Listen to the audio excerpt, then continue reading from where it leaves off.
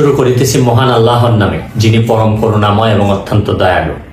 আপনারা যারা আমার ফ্যান ফলোয়ার আছেন, বিভিন্ন সময় বিভিন্নভাবে আমার উপর কষ্ট পেয়েছেন, তাদের উদ্দেশ্যে একজন সাবেক এমপি হিসাবে আমি দুটি কথা বলতে চাই। আমি আপনাদের এই সংস্কার, কোটা সংস্কার যে আন্দোলন, এই আন্দোলনে বা বৈষম্য বিরোধী ছাত্র আন্দোলন, এই আন্দোলনে কোটা সংস্কারের জন্য আমি সবসময় আপনাদের সাথে ছিলাম এবং এটাতে যারা আহত নিহত হয়েছেন তাদের পক্ষেও, এই বিচারের পক্ষেও আমি ছিলাম। কিন্তু আমার ব্যর্থতা হচ্ছে কি, আমি আপনাদেরকে বুঝাইতে পারি নাই।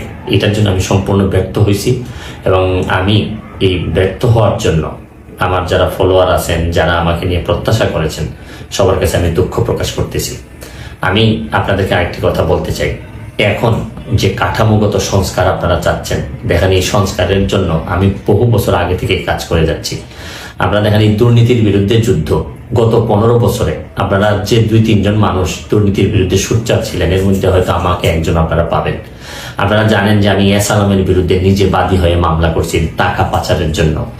আপনারা জানেন যে আওয়ামী লীগের বর্তমান কমিটির যিনি প্রচার সম্পাদক আব্দুল সুবহান গোলাপ, তার আমেরিকাতে 9 বাড়ি থাকা নিয়ে আমি নিজে বাদী হয়ে মামলা করছি।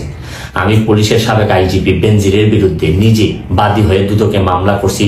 মহান সংসদে আমি তার বিরুদ্ধে বক্তব্য দিছি। মতিউর, যে কর কমিশনার মতিউরের বিরুদ্ধে আমি মামলা করছি। আমি সালাম মুর্শিদের বাড়ির নিয়ে মামলা করছি। আমি সালাউদ্দিন, কাজী সালাউদ্দিন যে ফুটবলের দুর্নীতি নিয়ে আমি কথা বলছি। ওসি মুয়াজ্জেমের বিরুদ্ধে আমি